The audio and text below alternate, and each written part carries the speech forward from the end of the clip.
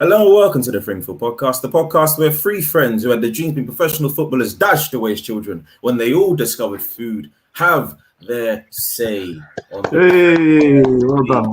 First time in like 2 months. I'm proud of myself. That's the end of the podcast. Good night, people. Well done. There we go. Ever-present Coach Codra -1. How you doing, sir? I'm feeling wonderful, man. Now that you said that, actually, let's make some changes quickly because, top four talk and all that, you guys got to be up here. That is so cheeky. That is so cheeky. That is so cheeky. Oh my God. That was for a good 4 years. If I didn't do the editing, there would have been no podcast. Put me back up there, please. What is wrong with you? Nah, you come on. Say less. You got to really because you're the co-host. I'll put you here. There you go, and then there you go. Yeah. But 1-0. We'll take that. Fine. Whoa. I'm not taking that. Oh. Okay, for us. That's not okay. Yeah, to be honest, the Arsenal lot should be at the back, like. Yeah. And Liverpool did slap them. Outside. To be fair. Yeah. There you go. Don't worry, KO. We got something for them. Don't worry. We'll get them back. we got pride. We got honor. Don't worry about it. We wouldn't do this if the roles reversed. We got pride. It's these London-based United fans with here we go. It's glory hunters. Absolutely. That's where the process gets you, Cahill. Yeah, that's where it gets you. Relax, Lawless, man. We was relegated last year. Let's not talk quickly. Anyway, Lawless, how you doing, sir? Yeah, mate, I'm feeling good up here, enjoying the top four. I'm feeling like we need to maybe get some West Ham players in that intro of yours. Looking at that, I think we might need to be changing that. Get the editor on that. No, I'm good. I'm exhausted after that game, but yeah, mate, I'm all good. Who goes up there? Mark Noble? Yes, let's do it. No. Come on. If we get top four, Mark Noble's going in that intro, yeah. This is top level world class quality midfielders in those intros. I'm saying if you want to do that deal, if we get top four, Mark Noble goes in the intro. I'm actually down for that. You're gonna pay more money. Good for you, innit? Jerry, I'll do it for you. I'll do it. Jerry, how you doing? Yeah. I'm great, man. Obviously, top four settings and whatnot. But happy for West Ham, East London around here. Happy for United, Arsenal, Liverpool. As much as I hate them, it was a huge slapping on the weekend. It was I didn't even know who I wanted to win. That was the bad thing. We're not even got into the game. It's what my man just trying to throw shade early doors, bro. Early doors. But yeah, man, I'm feeling good, feeling fine, feeling fantastic. Acting like he didn't get whacked 6-2 or 6-1 by Tottenham. Come on now. The 6-1 we gave you. It's crazy. Interesting. Anyway, let's go. This guy. It's great to be on, man. George, how you doing, sir? Some class on the 3inMidfield club. Yeah, bro, not too bad, man. I can't echo the same sentiment as these guys who are obviously happy where their club's at the moment. I can't say I'm particularly pleased at this present moment in time, particularly after the weekend. But nonetheless, I'm on the 3inMidfield podcast, so it's a good day, man. Thank you lot for having me. Thank you for being the last and certainly not least. Laura, how you doing? Hello. Long time. Yeah, I don't know how I feel about football right now. I don't know how I feel, but feel better about after this weekend. We'll see. I'll feel even better after tonight, hopefully. Oh, it's Champions League tonight, isn't it? Yeah, man. I'm big. Honestly, it's a difficult one to pick, like between the two fixtures tonight. Because I don't know which one I'm watching still. It's hard. Honestly, it's you have hard, to watch man. Both of those sides. That should be a good Liverpool Madrid. Should be a good. Watch them. Do you know why it's even more interesting? Salah versus Ramos. No, because Ramos, I don't think he's going to play. No, he's not playing. Yeah, No, I don't think he's not playing. I know Varane's got COVID. Yeah, we're not. Neither of us have our starting centre backs, do we? So it'll be interesting. Boy, it will be interesting. Get into this last week's round of the Premier League results. We'll start at Chelsea because why not? It's funny. It's wonderful. Chelsea 2, West Bromwich Albion 5.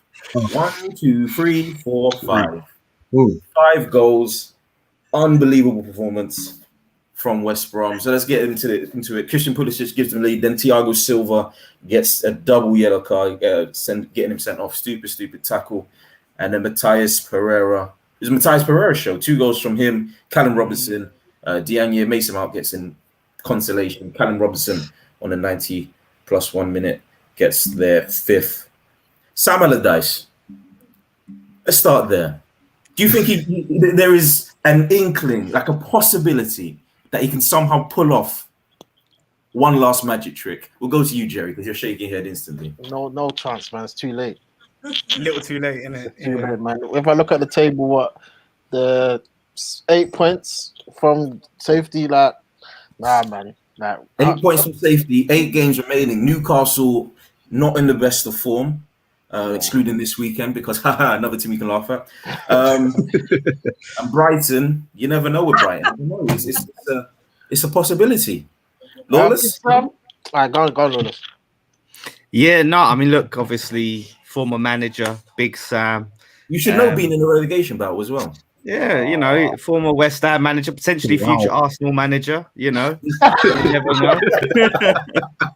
But yeah, I mean, I think it's one step too far. I think that one it's just one of them crazy games, and they deserve it. I mean, I was happy to see it because Tottenham fans needed humbling big time since Tuchel came in. They was giving it all this talk. Yeah, we lost a game with our defensive record, this, that, and the other. And look, yeah, they went down to 10 men, but that's no excuse to get slapped by the second worst team in the league, 5-2. That's to a Big Sam team. That's embarrassing. So they got the humbling they deserved at home at Stamford Bridge. Bridge. I think that's gonna maybe expose. Crumbled, didn't it? Crumbled. That's it. Teams are gonna start to work him out. Like they had the little new manager bounce, and now, like I said, it's not going to be as smooth sailing as they think. And they've got Champions League football, and they've got the FA Cup to contend with. So all this talk about, we've got this big squad and we can rotate, we can do this. It's coming down to reality. And like I said, we do a podcast with a Chelsea fan who was giving it some big talk, and now he's been humbled, and it could not be sweeter. So yeah, I'm loving it. But let's talk about obviously Chelsea, like Lawless pointed out. They got Champions League football, they got FA Cup, they got obviously Premier League games remaining. It was looking like they would have been the favourites to get top 4, but is this a minor setback, or do you see a pattern starting to develop? Maybe. Do you know what? In my honest opinion, I feel like it is just really a minor slip up on the journey. And I mean, I haven't looked at the running in terms of fixtures for the teams that are fighting and vying for that top 4 position. They got a tough last 4 fixtures. Man City, have they got a tough? Right. They got you guys. They got Aston Villa and another hard game. So their last 4 fixtures are tough. So in comparison to Tottenham and you guys, they've probably got the hardest run. Then, yeah, is that safe to say? Their next game, so the leagues is Crystal Palace, Brighton, West Ham, Fulham, City, Arsenal, Leicester, Villa. That Villa's the last game, and it's away from home. Yeah, I think Liverpool have got a fairly smooth. I think that changes the landscape a little bit, because not having had looked at the fixtures, what I would have said is maybe that blip came at the right time, whilst it still is possible for them to get top 4. They just sort of buckle down and like really just go on a bit of a run. And obviously at this stage of the season, the fact that they do have a larger squad is always going to pay dividends because they can rotate and keep things fresh and whatnot. But it might just come down to the run of fixtures for each of those respective clubs, ultimately. And then, if you look at it from that standpoint, then ultimately that is going to be a loss that is going to cost them dearly in the grand scheme of things. But yeah, I mean, similar to what you said, KO, I like obviously prior to that game, I'm sure everyone was thinking this is an absolute banker. Like Chelsea now are odds on to get top 4. It's going to be like a bit of a stroll for them. And obviously, lo and behold, Sam Allardyce and his magic tricks and whatnot. Also, what I would say, I know Jerry mentioned earlier that it seems that it's probably going to be very unlikely that Sam Allardyce can do it. Of course, numerically, it's still possible because they have one game in hand over Fulham, who are just above them. I think they're 5 points ahead of them. So they got that. You know, if they win their next game or next two, then it could look a bit interesting. And obviously, after a win like that, because it was quite a considerable win, and the fact that you've got people from all over the pitch contributing and whatnot.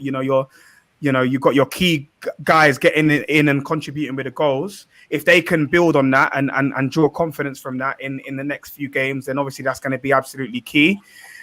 And I don't want to absolutely rule it out because weirder things have happened in Premier Leagues in years gone, and also looking at their run. At first, I was going to say it is looking likely potentially, but they've got Southampton, Leicester, Aston Villa, Wolves, Arsenal, Liverpool, West Ham, and then Leeds. So, yeah, I'm gonna backtrack swiftly. I'm gonna backtrack swiftly now. I've got that knowledge. I'm gonna backtrack swiftly, and I'm gonna go with Jerry and actually concede that it is looking a bit tight. I just checked it, and it's looking a bit crazy. So it's not. Laura, let's go to you. Let's talk about a striker that you were in for, Timo Werner. Another disaster class from him. Obviously, he missed that open. Another disaster class. Can you believe? I don't know. For me, it's Tuchel or Tuchel, however you say his name. People say it differently. But for me, his whole idea of possession tactic and possession. They still had 10 men, 60%, 70% possession nearly, and did nothing with it. What's the point in all this possession? Werner can't get on the ball. Mason Mount just about got on the ball that game. Just. And if he didn't get on the ball, it would have been pointless. I don't think he would have scored one goal. I don't know. It's they seem to have. I thought they had tried and sorted out their defensive issues, but their attacking issues are probably just as bad, if not worse. And no one seemed to point them out before. They all talked about their defensive problems, but now they've got no class up front. It's crazy. It's actually crazy. There's no one you can trust with that ball. They all have so much possession, but there's no one you can trust with it to do anything special. It's pointless. Meaningless possession. Part of me dying inside because I know of a certain team that used to play like that. But anyway, it's mad that Mount. It seems to be like their most clinical player, like as well. As a midfield. That's the crazy thing, man. That just shows you how bad they are up front. Literally, but you spent however many million on Timo Werner. I don't know. Do you know what? I think I'm hoping. On the team... No, go ahead. No, carry on. Sorry, you go. No, I was going to say, I'm hoping this is like... Yeah. She's lagging there. I'm going to stop. Classic. Like Zoom thing.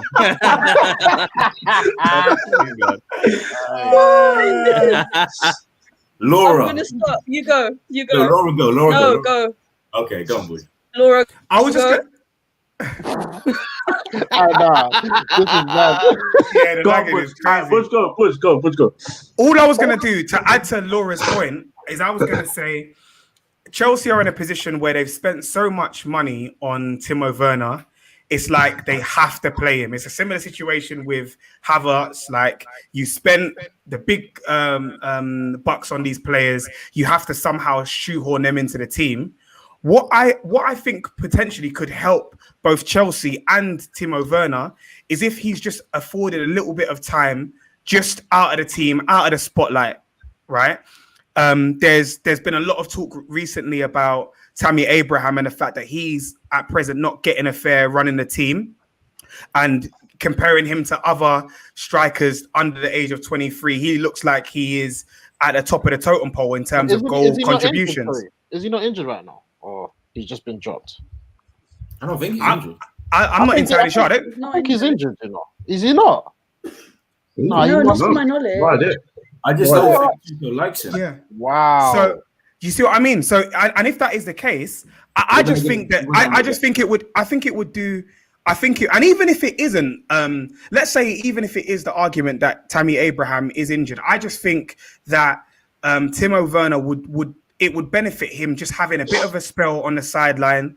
You know, instead of trying to force him to play into some kind of form, just a bit of time out of the spotlight and out of the first 11.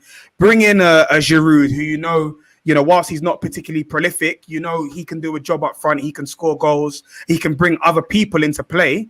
Because I think that's also another part of the reason why we're not seeing the best of Timo Werner is it's the system that he's playing in and the fact that the current system isn't getting the best out of him.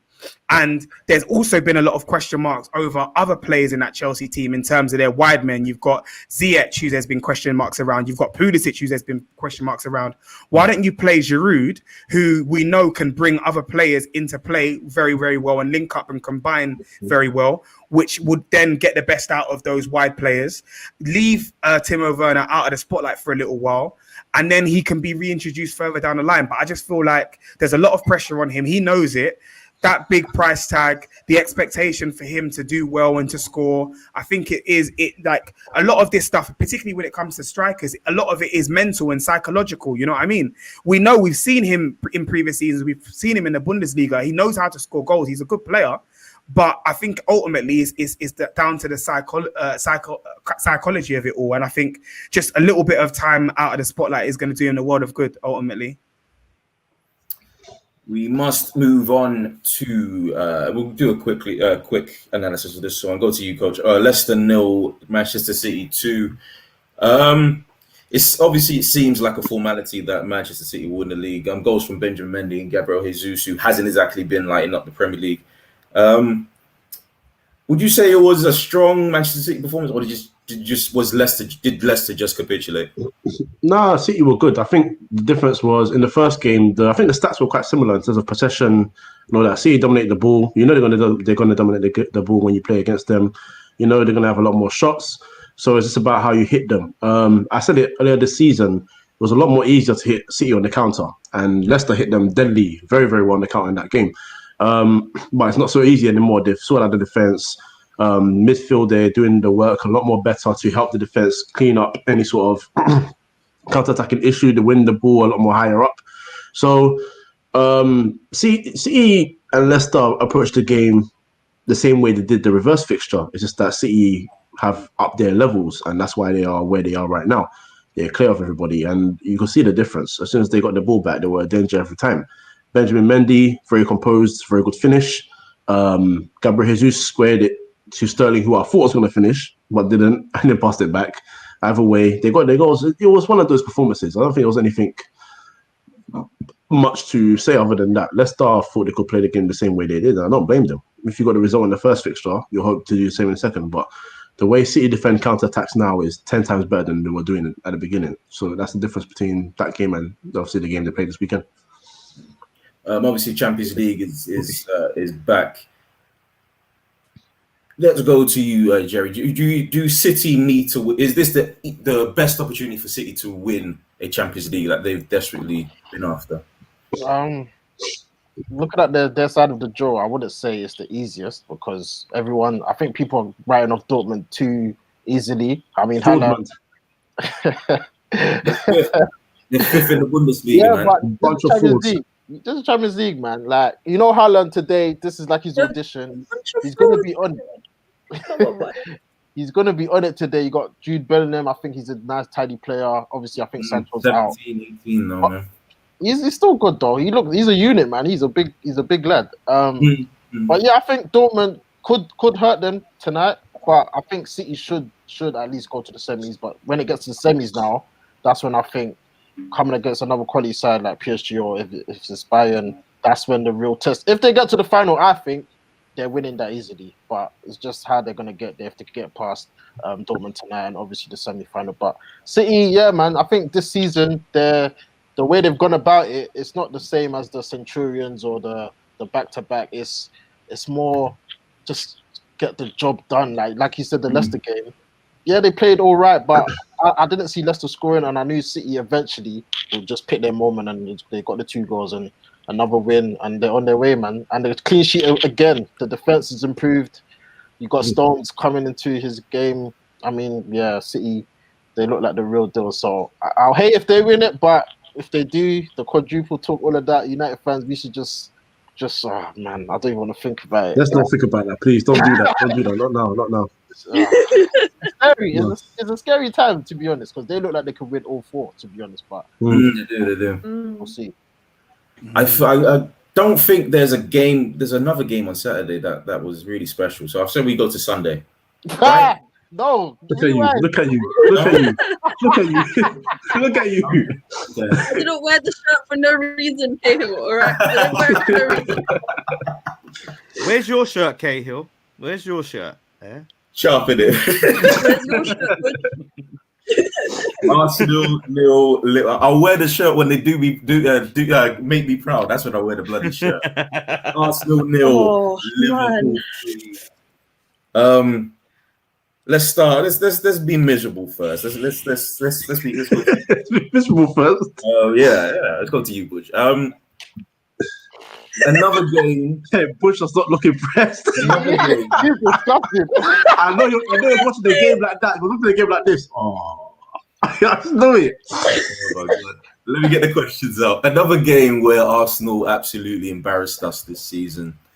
I guess there's been this narrative painted in the media that the team didn't play to Arteta's tactics, and that it was all down to the team and had nothing to do with Arteta. Arteta actually had a great plan; they just didn't follow through. Where do you lie on that narrative?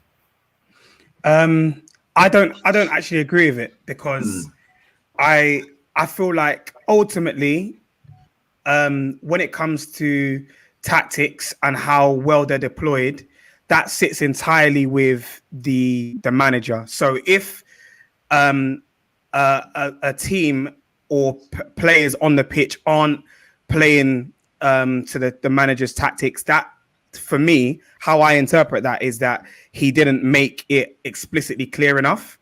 It would be a different conversation if it was about like application, energy, commitment, those kind of things, right? If we weren't seeing that, like that drive, that hunger from the players, that's from the players. But ultimately, do you know what it is? It's that one thing affected the other. So I feel like part of the reason why we weren't able to see a certain level of application and whatnot is because of the way that Arteta set the team out. Now, I know for certain positions and certain players, his hand was forced because we had injuries. So I know, for example, if Xhaka was fit, he would have started that game. If David Luiz was fit, he would have started that game as well, right? And we can, like, how good those two players are is an argument for another day, right? That's an argument for another day. Ultimately, what I'm saying is that those two players aren't necessarily great players. Like, let's be completely honest and have it right. They're not great players, but I think you can't understate the importance of those players to our team, who is equally as bad at this present moment in time. Like, they're not great players, but they're important to our team in the way that we play. To Arteta's team, that's not our team. To Arteta's team, right? Why do you want and the problem is, you know the issue, right? If you look, so aside from the players that he had to play because of injuries and whatnot, I look at the team on paper and I still have certain question marks, like why he decided to play Chambers, for example, over a Bellerin or a Cedric to start off with. But by and large, Rob Holding as well. Yeah, but anyway, the list is so long. The list is so long. We'll be here all day. Do you know what I mean? But who else would have played instead of Rob Holding? Who else? Well, Murray. Yeah, he could have played Murray. He's left-footed though. They say 2 left-footed centre-backs don't work. Bro, I'd lace up my boots, man. I'd play a better Rob Holding. Absolutely. But the problem is, you look on paper, and you're like, okay, he starts with Ceballos. That means he wants some attacking impetus and creativity in a team. He decided to go with both Lacazette and Aubameyang. Okay, that means you really want to take the game to Liverpool. We saw anything but that. We saw the complete opposite, which is what I don't understand. So clearly, there's been something that's been lost in translation there. And lost in communication, because the team that you're setting out looks to be on paper an attacking based team, but we spent most of that game in our own half defending on the back foot, trying to counter. Like something's gone wrong there in terms of what he's tried to communicate to the team, and ultimately it was a poor performance, and we didn't lay a glove on them. Like if you look at the stats from Kabak and Phillips, I saw something on Twitter the other day that was showing basically Kabak got a clean sheet, but he didn't make any tackles, he didn't make any interceptions, he didn't win any aerial duels. That's why he came off as well. And he came off like 100% clean record without doing anything. Like we're making these guys look like world beaters. You see what I mean? And you look at it on paper. You look at the attack of Aubameyang, Lacazette, and Pepe. Right? That's what over 100 odd million worth of money spent on that attacking force. You look at Liverpool, somewhere about that. You look at the defense of Liverpool. Like surely you're spending that amount of money on an attacking trio. You've got to be troubling an unproven defense like what Liverpool had, right? And ultimately, it's just not good enough, man. I think Arteta didn't set us out the right way. I appreciate the fact that he comes out after games and he's very open and honest in his assessment of games. That's great on the one hand, but I want to see something like happen off the back of that. So, what are you going to do now? How are you going to change things? Would it be fair to say you'd like to see some sort of process? Wait. Can I ask the question? Because I heard you not saying Arteta this. Let's look back at the goals. Gabriel, like Kojo, you've heard me plenty of times. Gabriel, what are you doing? Like Rob Holding again, back post header. You can't. I don't like. You could say Arteta, I get it, but the players, Gabriel, what was that? The first goal, he slid and he missed the whole ball. The third goal, he mistimed it. Yeah, he just kicked it to them, and then you conceded. Like, but Jerry, do you know what, Jerry? So you see that, like, I'm using this as a case in point. Yeah, what you said about the second goal. Yeah, that's why going back to the point I made earlier about like the relative importance of a player like Granit Xhaka is that one thing that I think is a bit underrated that he does in the team is particularly when Tierney goes forward, he often occupies that left channel. Yeah. So he covers that area. And if you go back and you watch that goal, I feel like having the extra body in that area, having Xhaka there would have helped. What would it have completely stopped that goal from happening? I can't say, but I feel the extra body in that area at that point in time may have potentially helped us navigate around defending that goal better. And that's those are the kind of the intangibles that he brings to the team that you can't always necessarily quantify, if that makes sense. I mean, Xhaka may occupy that, but we always somehow end up being counter-attacked. It doesn't make sense to me. Or it kind of does make sense because Xhaka is just a horrible player. You're being very democratic. I appreciate it.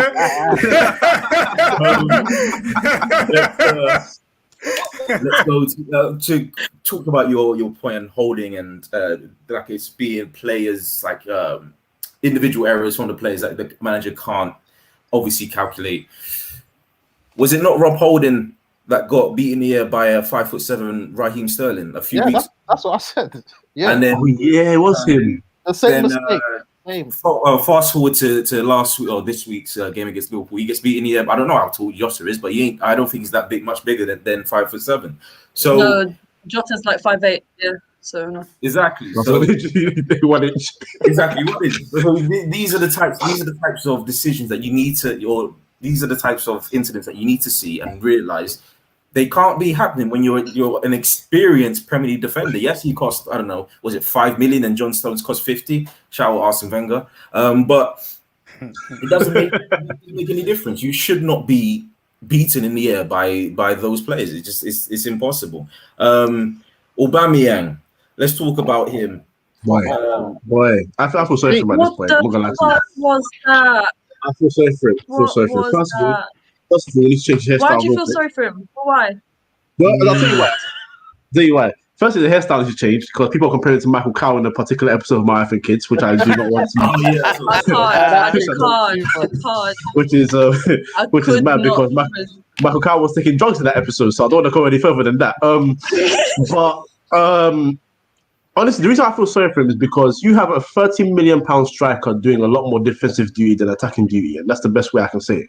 He's 30 million. He's 50, bro. I said 50 million, and a 30-goal striker. I must call a 50-goal striker. That would be a complete lie. 30-goal striker, doing a lot more defensive duty, playing on the left side. And I understand. Yes, there was a time when he was playing on the left side for Arsenal. He was still contributing goals and then attacking, a counter-attacking system. But that hasn't worked this season. Like I said, has had a decent season, to be fair to him, but he doesn't offer the goals. Standards. Well, okay, but his own standards, but he doesn't offer the goal threat that, like I said, that Aubameyang does, and that's just fact. That's just truth, right? The whole career that they've both had, Aubameyang's always been the bigger goal threat. So I don't understand why he's playing in that position. I think Arsenal have players that can occupy that position on a more temporary, if it has to be temporary, on a temporary basis, but will do it better. And I said that by implying actual mid. Yeah, exactly. With more midfielders there, because he's not someone that beats the player. He's not someone that's technically really good at dribbling. His pace and his finishing are his two biggest assets, and you're not letting that be used to effect. So that's why I feel sorry for him, because if you're not being put in a position to maximize what you can do the most, what real effect are you going to have on the game? I don't know. And they don't play a system where it's like you play on the right side and shift it onto the left so he can cut in and do his thing. Most of their play goes through Tierney. So he's not going to get into position to score goals. It's difficult for him. So I swear he's played in the middle though this season and not been doing it. A few times. A few times. And that's fine. Yeah, he had games. Sorry, go on, Kel. Here's the problem. He doesn't track back hard enough. That's why he's not scoring goals. He doesn't track back hard enough. One of the goals, he put some lazy leg out. I think when he's a striker. He's a striker. What's he doing at left wing back? Please tell me that. Come on now. You can't blame him. He spent the whole game there with Tierney. The whole game up there with Tierney before Tierney got injured. And it was like, what are you doing? What are you doing? I think there's something wrong there with Aubameyang. I think it's the money. It's the contract. He's doing an Ozil, isn't it? He's doing an Ozil. Exactly. Kojo alluded to him obviously playing at the left. He played on the left under Wenger at times. He played under Emery at times and was banging goals. Now played up front with Emery, sometimes on the left. Yeah, there was times I remember like Arsenal fans, why is he on the left? And then going banging goals from the left. And now it's like he's just, I don't know, he seems to lost his interest, or maybe he just don't get on with Arteta. Maybe there's a disconnect there, you know. There's a lot of players that don't get on with Arteta. Let me tell you that. But anyway, like we said, we'll be here all day. So let's talk about Liverpool, because Laura is there. She's finally happy. Liverpool, probably the worst run. I'm finally happy again. That Champions could possibly be in. And then what happens? Arsenal turn up and gift them a 3-0 victory. But it wasn't a gift, really. All I can say is having Fabinho back in midfield is all we needed. Yeah. Because having Fabinho in central defense with some makeshift centre backs was driving everyone insane. Our midfield did not know how to run or move the ball without him. It was ridiculous. Having Henderson, Thiago, and Wijnaldum was so slow, too slow. And then Henderson, Fabinho in centre-back, it was like, where is our midfield at all? Suddenly we have Fabinho back in midfield and everyone's moving faster, everyone's on the ball. Salah and Mane are suddenly making the runs that they used to. Everything seemed to click again. And then suddenly I was thinking, like, when Wijnaldum goes and we've got Fabinho, Hendo and Thiago in that midfield with Mane, Salah and Jota, because Firmino is going to go, Jesus, that's it. We're done. Got Van Dijk back next season. this season will just be a small blip. Small blip. I'm not trying to hear it. Small blip. That's it. No, I'm not. You think Salah will be there? I think having Fabinho back in midfield made all the difference. Salah will be there. I think Firmino will leave. I think when Wijnaldum's definitely going, I think Firmino will go. But I think Salah, Mane, and Jota will be there. That's our new front three. That's how I predict it anyway. That's how I see it. And obviously you got Fabinho, Hendo, Thiago. Yeah. Fabinho, yeah. It's all looking all pretty again. So Champions League football to look forward to tonight, I think that is. How do you rate your chances in that competition? Because it seems like, I mean, obviously you got the result against Arsenal, but I don't think that in terms of, I think anybody can get a result against Arsenal. Over the past 3 years, anybody can get a result against Arsenal. We can't, bro. We can't. But is the Champions League the main focus this season? And are you confident that without Van Dijk, you can somehow manage to win it? I didn't think we would win it. So I'm not going to say anything. I think we'll beat Madrid. I'm not sure if we'll get past the semis. But I think if we get to the final, we'll win it. I think if we get to the final, we'll win it. But I'm not sure we'll get past the semis at this point. I'm not sure. And obviously, I mean, I'm not sure. The title picture is obviously dead for Liverpool. You say you're going to be back next season. Now, if you're not, you're going to get grilled. Don't worry about it. But I know. For this year, I don't think we're getting top 4 now. Okay, there you go. Why not? Oh, you're pretty close. I'll be real. I know we're pretty close. But I think we've got a few games where we will slip up again. And there's teams like West Ham, Chelsea, Tottenham that will jump at the opportunity right now. So I don't think we're going to hold it down as well as we need to. Well, let's talk about your run of games. So you got Aston Villa next, then Leeds, then Newcastle, then Manchester United, then Aston Villa at home, no? West Brom, Burnley, Crystal Palace. We've got Aston Villa at Anfield. Who could forget the 7-2 at Villa Park? Wow, what a game! Oh yeah, can we not remember that? That's a beautiful day. At this point, you'd Can we not rather it remember wasn't that? at home, innit? Anfield form has been poor. That's a bad thing. I know. That it's at Anfield. Surely. It's very sad. You know. It's very, very sad. So I think we'll beat Leeds because we're away from home. It's all the games at Anfield that suddenly scare me when it used to be the other way around. And I think Villa still have 2 games in hand, don't they?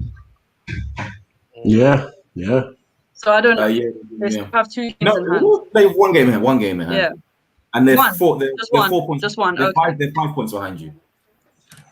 They've been dining All off right, those okay. games in hand all season. Oh, we got games in hand. Yeah, And then they go and get clapped by some random Lawless team. doesn't like Villa at all, man. He doesn't like them whatsoever. They have no rivals in London, so they have to make up some claret and blue nonsense. That's what it is, man. Listen, Wow. you go worry about Fulham and Brighton and them, man.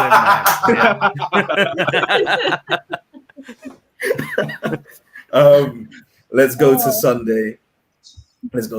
Newcastle 2, Tottenham 2. It's very fair to say that Harry Kane wouldn't let them lose, but he couldn't help them draw against a very, very, very poor Newcastle side who had. Let's get the stats up. Where are they? There we go. Total shots 22, 6 on target to Tottenham's 11 and 5. 20. No, so that's not shock actually. See, let's go to possession. Where's the possession? Look at that timing. Tobes has come in. I know, right? We're about to talk about his team. 58% possession for Tottenham, but then again, Tottenham shouldn't be having that. Newcastle shouldn't be having 40% possession. I don't think so because they've been very, very poor. But Joe Linton got on the score sheet. That should tell you, and he should have had a second as well. That should tell you everything. This guy has did not scored realise 4 Joe goals Linton- in 2 seasons. In 62 appearances. Oh, that's terrible. 62. That's poor. He played every Oh, single my. Premier League game last season and only scored 2 goals, you know? Yeah. He played poor. every single game. That's Did he score $40 million against Spurs as well? Or scored at least one. Yeah, he did. Last year. Yeah. It's funny as well. Joseph Not. Willett as well got on the score sheet, doing it for the Reds in London. Unfortunately, the other Reds, the Reds actually in London just don't want to do anything. But it is what it is. Hey, Toby is crazy. Should have had a hat. Oh, you know what? If that happened, you'd never live it down. If Joe Linton had you might as well deactivate your account. Let's go to you, Lawless. Tottenham. What's going on with Tottenham, man? He's like, who knows? Did you hear the Mourinho afterwards? Yeah. Mourinho afterwards. Same manager, different players. What's that supposed to mean, mate? Yeah. What is that supposed to mean? Are you the problem? Yeah, that's my king. Or you really can't. He has such a complex that he can't even admit he's the problem. He is the problem. I think the club is the problem. I think Tottenham is a Tottenham thing. The players as well, fam. What is it you call it? Yes, that's it, Cahill. That's it. That's the history of the Tottenham. It's true, like honestly, it is because they get a bit of hope, don't they? They get a good result here, and they start to hope and believe again, and then all of a sudden they get slapped back down to earth. When and I see there's this one of these Tottenham channels or whatever, they put this clip up when they was winning. And they're like, oh, at least we're above West Ham now, and all of a sudden, I think when they drew, that's it. Yeah, well, we might not have won this, but at least we're above West Ham, and then we came back and done our thing. But it shows how much they say they don't care about us. But yeah, that game was mad. Like they let on the same level in terms of history. Well, like we did win the World Cup. That's what I'm gonna say. So, but they let two of Newcastle's worst players score against them. That is an absolute violation. Newcastle, honestly, I think on form are potentially cut that game out the worst team in the league. Like they've been horrendous. The morale's on the floor. The players aren't feeling Steve Bruce. They're not really known as an attacking team, but they was completely dominating. Yeah, they have 22 that game. 22 yeah, this is a team that have played crap football, been defensive, and all of a sudden now Tottenham they roll up and they're just all over Spurs. What is going on? And this is the thing, with Mourinho, is that part of his game plan to go, do you know what? Yeah, we'll just do our thing and we'll try and hit them on the counter and break. And that's nah. That's so rude. I'm trying to think, I'm trying to think. Listen, you lot were claiming the Audi Cup as a trophy, so don't chat to me about that. Yeah. What was their player? Was it Ndombele? Who was which of their player was it? No, it was Moura, yeah, who was do you know what? My first trophy for Tottenham, and I hope to win many more. Don't get out of it with that talk, Tobes, man. No, they're finished. They're not getting the top four. They're not getting top four. They're not winning the Carabao Cup. And they're just going to be very miserable. I mean, they can't afford to sack Jose. So it's miserable. The future is looking dark for them. And then Harry Kane, what's going to happen? I'm hearing that they're not trying to sell him. If he stays, that's a miserable time for him. But they need money. Like I said, they can't afford to sack their manager. They can't really afford to splash big in the transfer window. It's not just the history of Tottenham, it's the future of Tottenham. Oh, that's a mad bar, That's a bar. Clip that. Give him his flowers. Give him his flowers.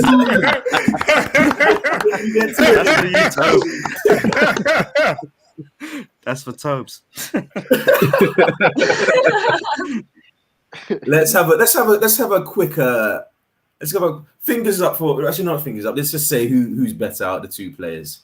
Kojo, Souček or Ndombele? You're bringing group trap warfare. We are bringing it. We are. I'm trying to get more people. I'm just trying to see the numbers. And Ndombele.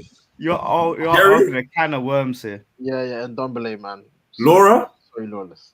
Yeah, you have to say Ndombele. I'm sorry. Good. 100%. Do you know what? When he signed for Tottenham, I literally asked why every other club in Europe was allowing this to happen. Honestly, I did not want him to go to Spurs, and I thought, boy, honestly, like if this guy, if he can replicate what he's done over in France here, then we're in for a lot of trouble. Because you know what it is with this guy, is it's the blend of his different attributes, and he has that X factor. Like you don't know what he's gonna do. Like he's the kind of player that could just pick up the ball, beat 3 players, play a mad pass, and then Tottenham are through. Do you know what I mean? And of course, his first season wasn't a great season. We saw him struggling quite a bit overweight and stuff like that. I think he's eating a bit too much. Obviously, under this season, he's been better, but I still don't even think that he's reached the heights that he can reach, man. I think we're still seeing maybe 65% of what this guy can actually do. And I think when he is finally on song, I think there's a number of different reasons why he hasn't, performed to the heights that we know he can perform to. I feel like also a long-term issue that Tottenham have had is that midfield balance and composition and not quite having that right. I think they need to do some work in that area. But I feel like when Tottenham can and do find a good partner for him, that we're going to see him perform a lot better, I think, in seasons to come. And let's ask another question, because you brought up it was beautiful. Has Souček reached his potential? I'm finished. Oh, Joe, let's go with you, Coach. No, don't do that. Don't do Okay, then, Jerry, how about you, Jerry? Potential? I don't know. I like Souček, to be honest. I like Souček. Don't get me wrong, I like Souček, but to claim that he's better than Ndombele. That was can I just bring up this comment for a second? Because boy, man said he's a brick. Oh, let's talk about this then, right? Because look, I see what Budge is saying there, right? About what he did in France, this, that, and the other, right? But look, he ain't done shit here, right? And let's might as well talk about who's better, Ings or Werner. Like, cool, like Werner was balling in Germany, yeah, but what the fuck has he done here this season? What is flipping Ings doing? Ings is banging goals. He's doing his job. He's better at his job. Like, cool. He and Ndombele can do step overs. He can all flicks and tricks, take people's on. It makes good YouTube highlights. But what is he doing for Tottenham? What is he doing for Tottenham Hotspur? Yeah, nothing. Like that's what matters. That's what matters. To take it back. The question was, I don't know. Better overall. Not what are we? But what are we talking about? What's better? Are we talking about better? When you say better, better at what? Go on, Laura. If you're talking full team, all-rounded package, you're gonna have to say Souček this season. Surely, you're gonna have to.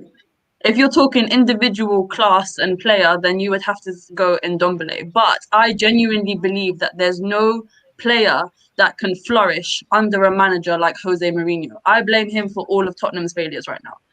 I think Laura makes a very, very good point there. She makes a very, very good point because there is no player. Sorry, Laura. I thought you finished. I was going to say.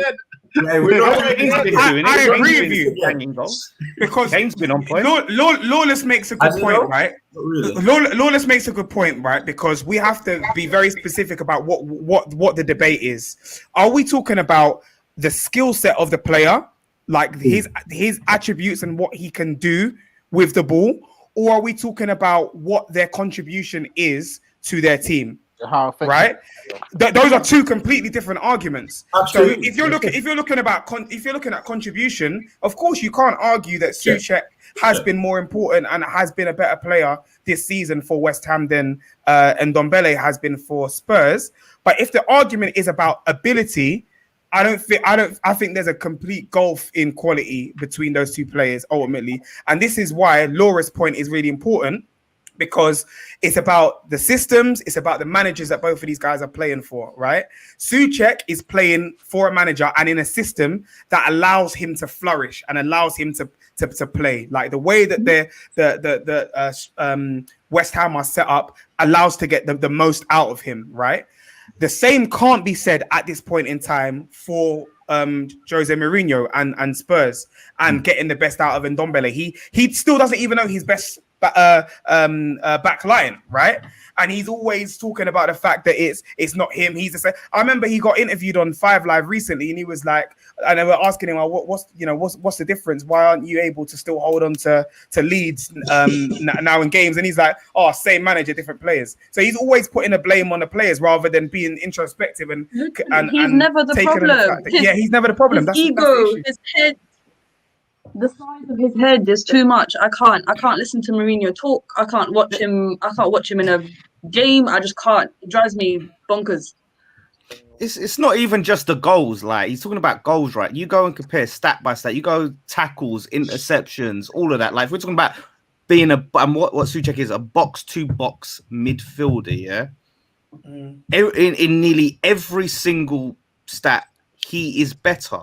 Like, that's what we're talking about. So he's doing the job. It's not just about the goals. The goals are important, but it's in all these other areas, right? So cool. Maybe Ndombele is better on the ball. Do you know what I mean? At running with the ball and taking a player on or something like that. But I'm talking just over the park. If you're looking at being a well-rounded box-to-box midfielder, what Souček is, he's been better. Like I'm saying, if you made them play 1-on-1 in a cage or something, then yeah, and Ndombele might win that. He might go and skin him and take it round and score some goals. But this is Premier League football. This is 11 on 11, yeah. And Souček has been more effective for his team, and it's we can say who's a better highlight reel or who's a sexier player on the ball, whatever. That doesn't matter. It honestly doesn't matter. And we're talking about who's got the most potential. Like Souček hasn't even been in this league as long as Ndombele is. Ndombele is playing. I don't care what we're talking. It's about the same, I swear. Did they sign him in January? I think so. Yeah, he was on loan initially, innit? And then it's the same time anyway. So all right, so they're on the same thing. But listen, whatever you want to say about Mourinho is a world-class manager. At the day, like, okay, he's not what he was. But so one's playing for Mourinho, who's won everything there is to win in the game. The other one is playing for David Moyes, who hasn't won anything in the game. So we're talking about potential. Top 4 trophy. Tobes, by the way, Tobes ain't having this, bro. He's not having it. He's like, no, he's not having it at all. Nah, listen. Souček, me and him done a combined 11. Yeah, but this is what I'm saying. If he never does it in the Premier League, like if he keeps having season after season like this, are we going to keep sitting there going, "Oh, Ndombele is such a great player. Like, oh, he's better than this player." You not think he's been good this season though? I don't think he's been anything special, anything to write. He's maybe had a special but good sprinkles of performances, but it's been right. He's not been influential, has he? Really, for his team.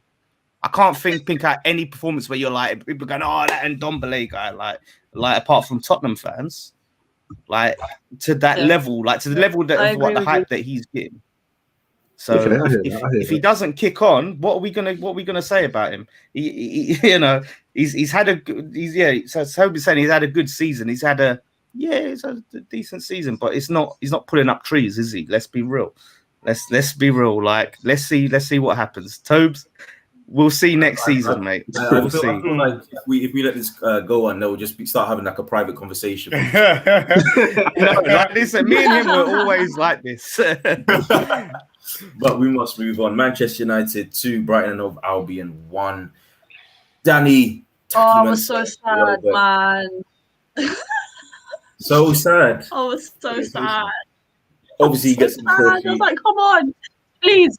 That would have been the perfect weekend. Just for United to lose one game. The perfect weekend. Yeah. When your people want to see your downfall, this is mad. It's very bad. I'm sorry. Man.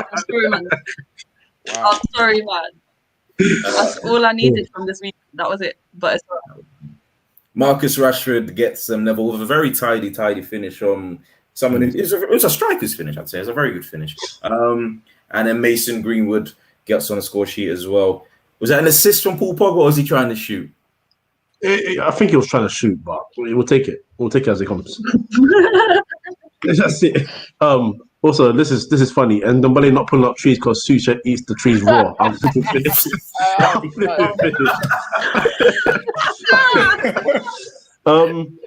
I won't speak too long. I'll let Jerry go. I'll let Jerry go on this more. But it was one of those games where we haven't been convincing all season, innit? That's just what it is at the end of the day. But we're still where we are because we've been getting the results. And this is another one of those games. We've got the results. First half was Jesus. First half was bad. The first half was really bad, very unconvincing. And it's funny because we started off the game well for the first 10 minutes, but it took Brighton having 2 minutes of something and then they just got a goal. And it's the same goal that we keep conceding. The same cross. It goes over Lindelof because the cross is too high for him. Wan-Bissaka's sleeping, and it's the same old. And this is why me and Jerry, and Usman might hear this as well, I always want to hear it, is the reason why me and Jerry keep getting onto his neck is because, yes, as a one-on-one defender, when people are coming at him, he is one of the best. It's very hard to be Wan-Bissaka, but the other aspects of being a defender that he needs to improve on, his positioning, his reading of the game, attacking the ball in the air, even just like doing his surroundings. It's like he's not aware of other players being around him in those situations. And one way or another, as a defender, you have to learn these things.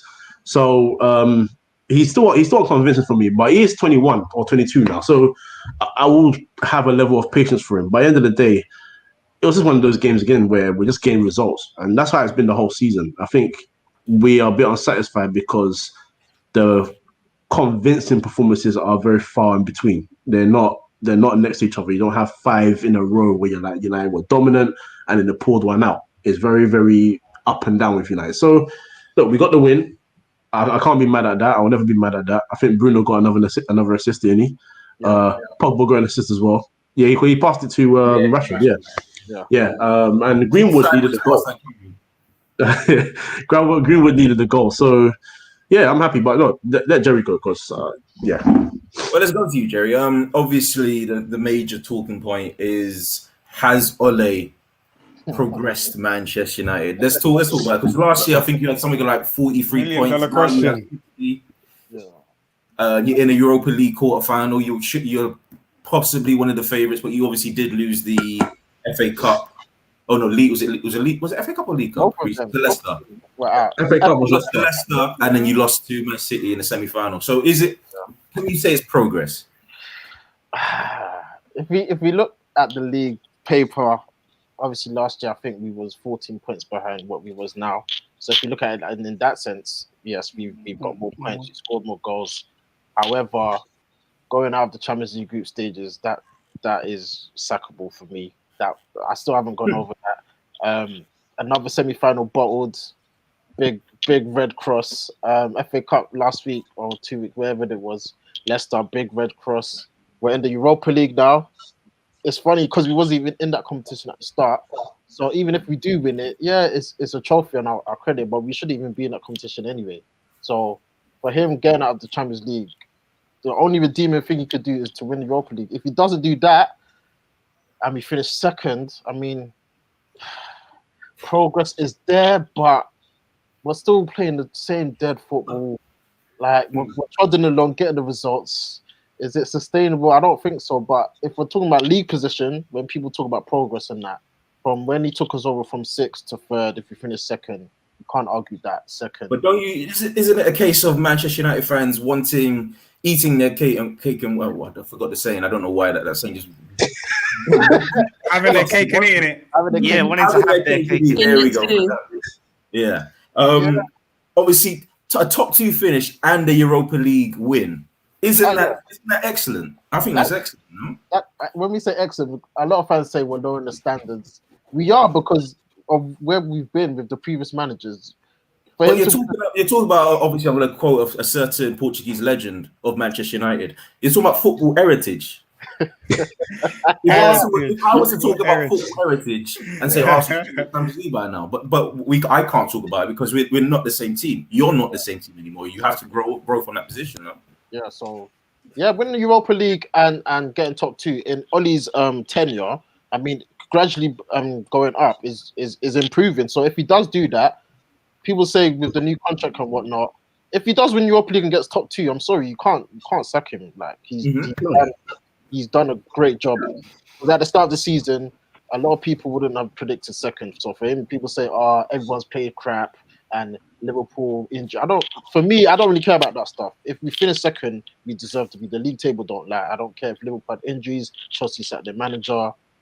It doesn't mean much to me because even when we won the Arsenal, let's just put that out there. Arsenal, it doesn't matter. Even when we won the league with Van Persie, people said, that league was so dead. We won the league. Like, I don't really care what everyone else does. So for me, if he does finish second, wins the Europa League, you got to give him credit, man. I know people go into Oli a lot, but for me, again, the players, like Kojo said, that first goal we conceded yesterday, joke team.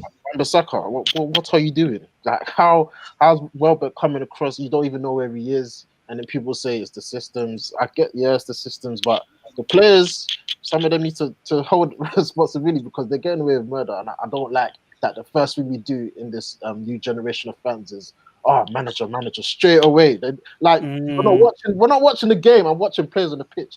It's that we conceded is Ollie's fault. Like, come on, man. Look at the game. Look why we conceded. And the reason I agree with that so much is because, like, yes, when I talk about Oli, I'm always saying, at the end of the day, the players will always have a part to play in this because they're the ones who get onto the pitch and they don't do their job per se. But when you get to semi-finals of competitions and you keep losing, the questions will be asked of you as to, are you the manager that can, galvanize these players and get them over the line to the final? Can you have that X factor as a manager to let them go? Because all the managers that we love in the past and we love currently, we always talk about them having a little something. Klopp has a little something. And back in the day, it was Wenger when the Invincibles, even if they didn't win, they managed to get that draw to make sure they stayed unbeaten. United, one way or another, never write them off until the whistle goes because they could score 2 in the last 90 minutes. It's stuff like that.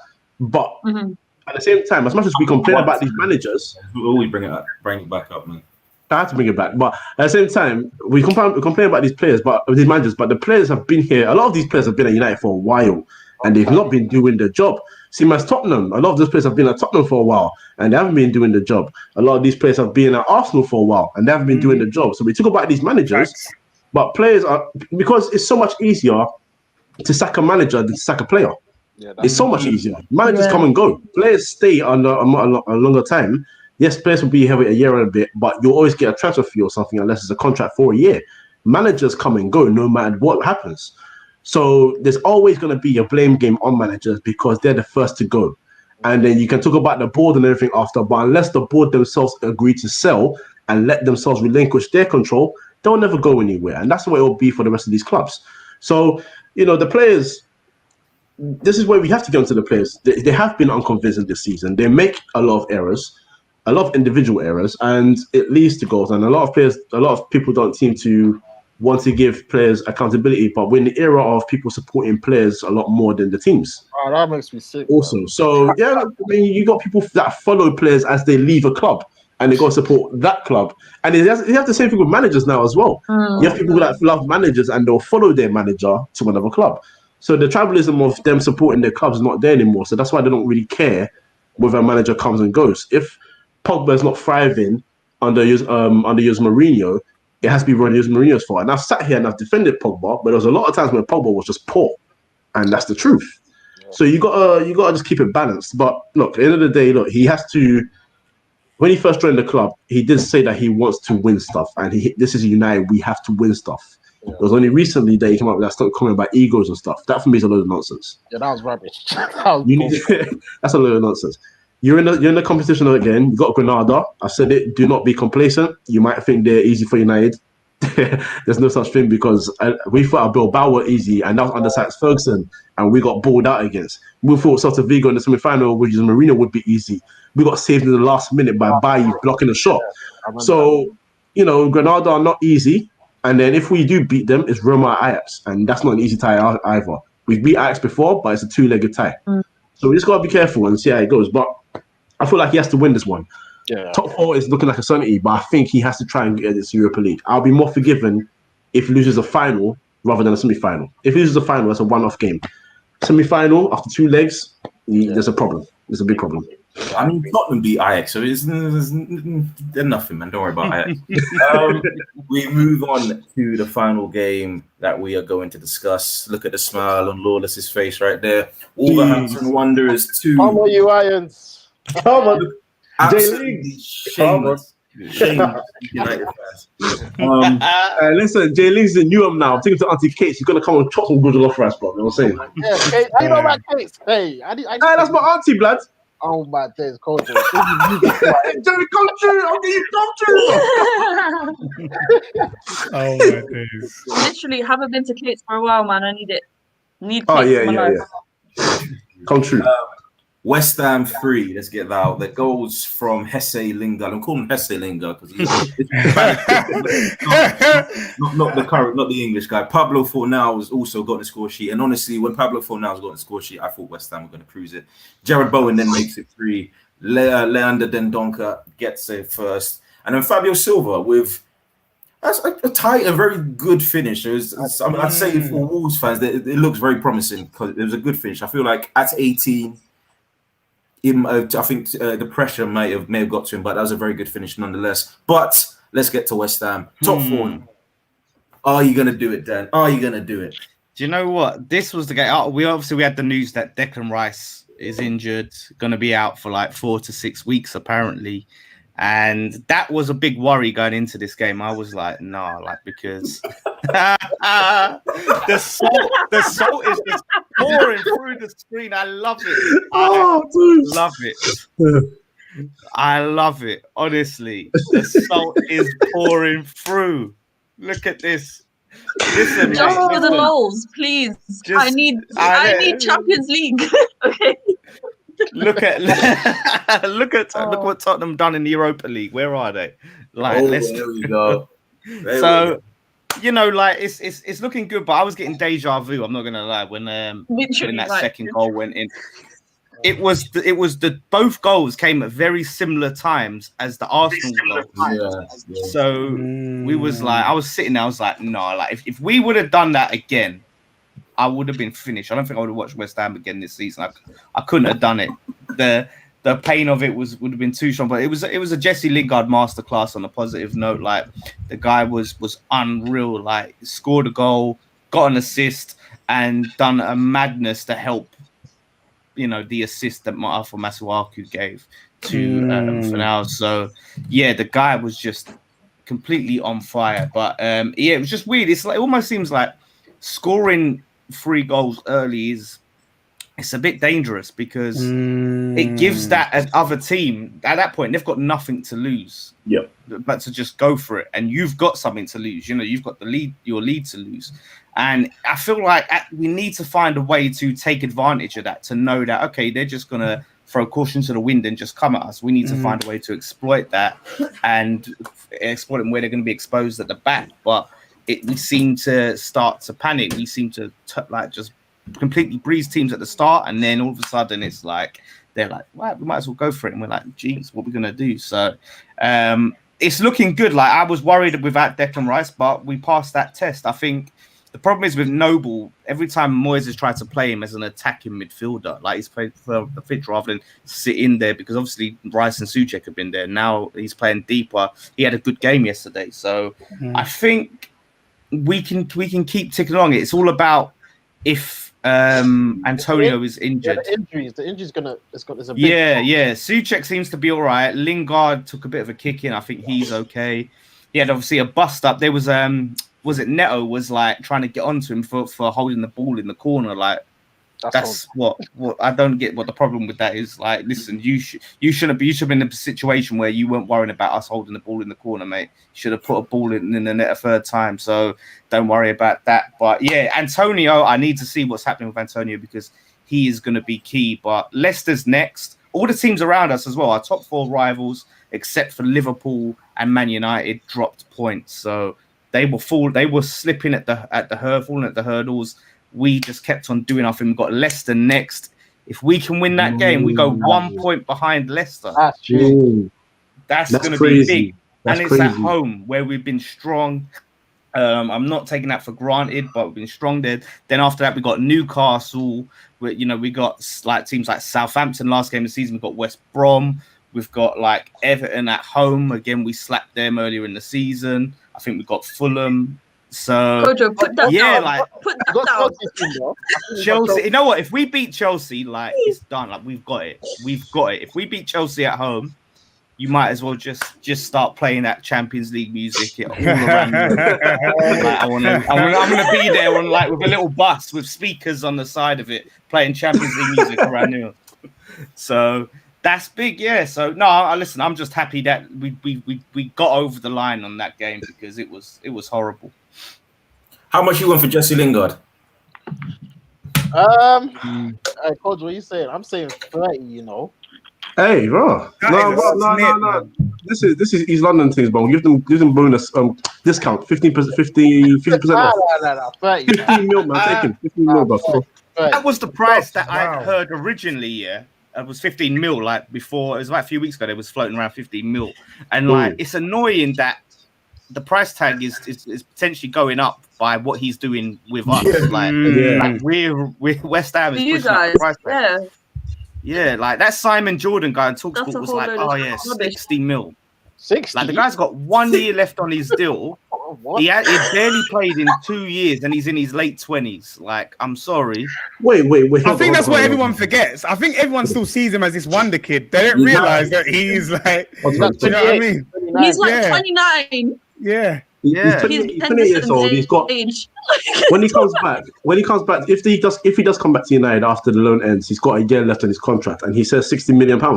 That's ridiculous. Yeah, I don't know what he's on, and he's a former football owner as well. So I don't know. We thank Jesus that he's not there no more, innit?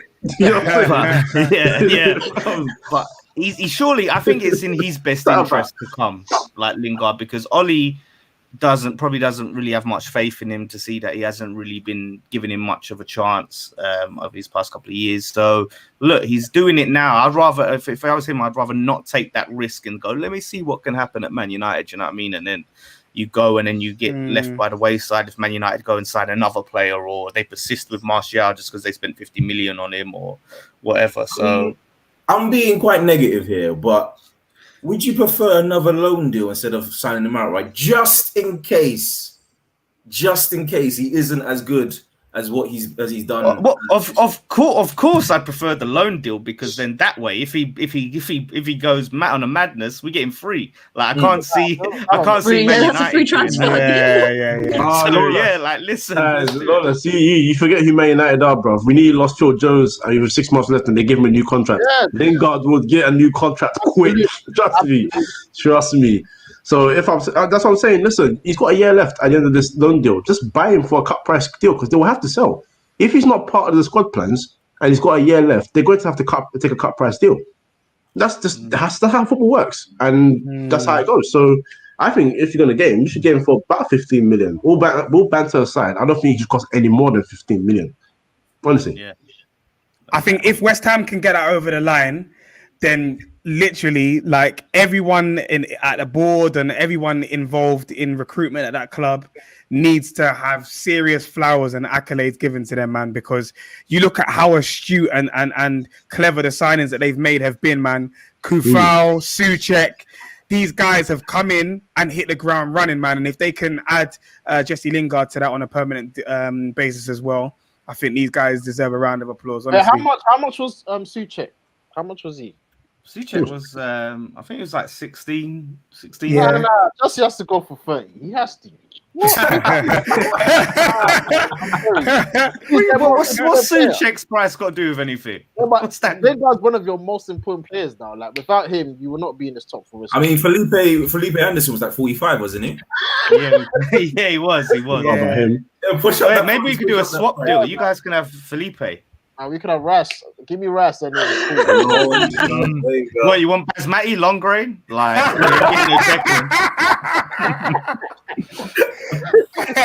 He's got bars, bro. He has got bars. Oh my days. I ain't trying to hear about that, man. On that note, we should wrap it up. Thank you guys for joining us. Thank you for listening. Like and subscribe to our channel, please. Let's get to the other guys, though. Jerry, where can they find you? Yeah, Twitter handles on the screen. I can find me on YouTube. United Team Talk. Do a show with my brother talking United, good, bad, whatever. Osman Talks United as well. I think we've got a stream soon. You can catch me on there as well. But yeah, man, thank you for having me. I think I'm the Busquets of the 3 in midfield.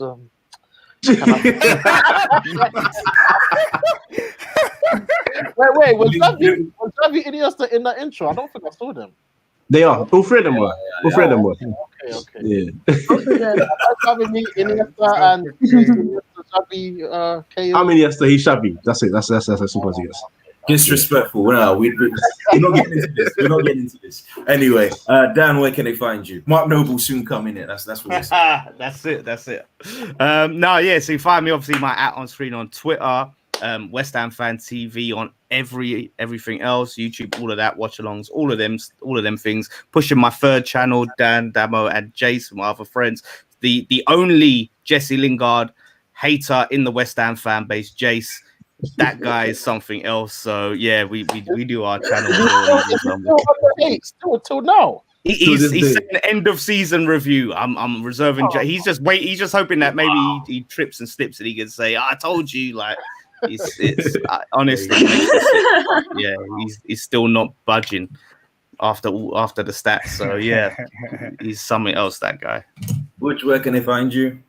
Man, first and foremost, I need to say love to you guys for having me on, man. It's been an absolute pleasure. This has been fun.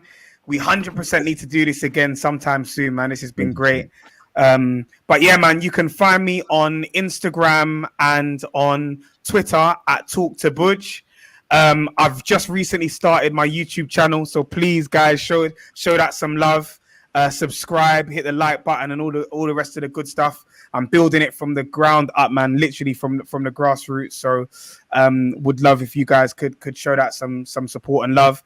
I cover both football and boxing on there. So if you've got any people that you know that like boxing and whatnot, hit me up, man. Laura, I don't think they can find you anywhere, right? No, is she off the grid? Are you off the grid? She's off the grid. She's Wow. off the grid. Wow. That's rare these days. I'm off the grid. Crazy. Yeah. Not even I'm off the grid. Have been off the grid. No, off the grid for a couple years now. But fair play. 3inMidfield is my fave. Thanks for having me on again. And I'll subscribe to all of you guys' YouTube channels because I love this stuff. So I'll just watch all of you guys. Gojo, where can they find us? Also, everyone's links are in the bio. Obviously, Laura's is not, but Laura's name is there, so you can like Laura's name. But all the links are in there to Budge's channel, the Twitter, Terry's Twitter, and his YouTube, as well as obviously Lawless's stuff as well. You can find us right here on YouTube at 3inMidfield Podcast, and of course 3inMidfield on Twitter, Spotify, Apple Podcasts, and SoundCloud 3inMidfield. This has been another episode of the 3inMidfield Podcast. Good night.